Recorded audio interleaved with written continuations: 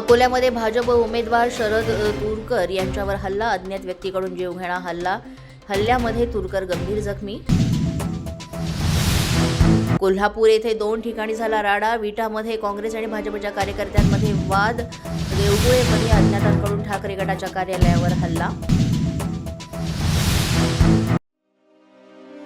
मुंबईमध्ये एमआयएमची मनसेपेक्षा चांगली कामगिरी. मुंबईमध्ये एमआयएमचे 8 उमेदवार विजयी.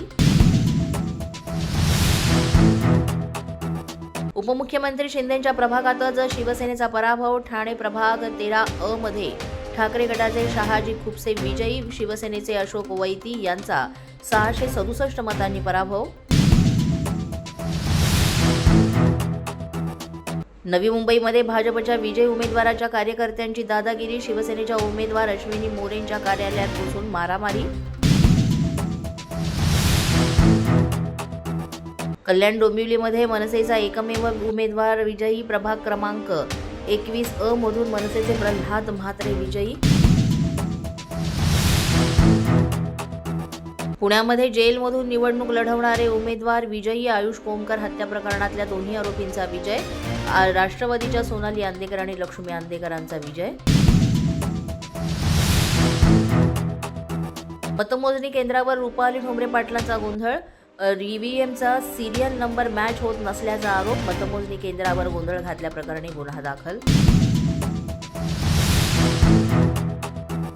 वसई विरारमध्ये बहुजन विकास आघाडीला बहुमत. बवियाचा 115 जागांपैकी 71 जागांवर विजय. भाजपनं 44 जागा. ठाकरे गट आणि शरद पवार गट शून्यावर बाद. संभाजीनगरमध्ये संजय शिरसाटांच्या दोन्ही मुलांचा विजय. सिद्धांत शिरसाट, हर्षदा शिरसाट विजयी.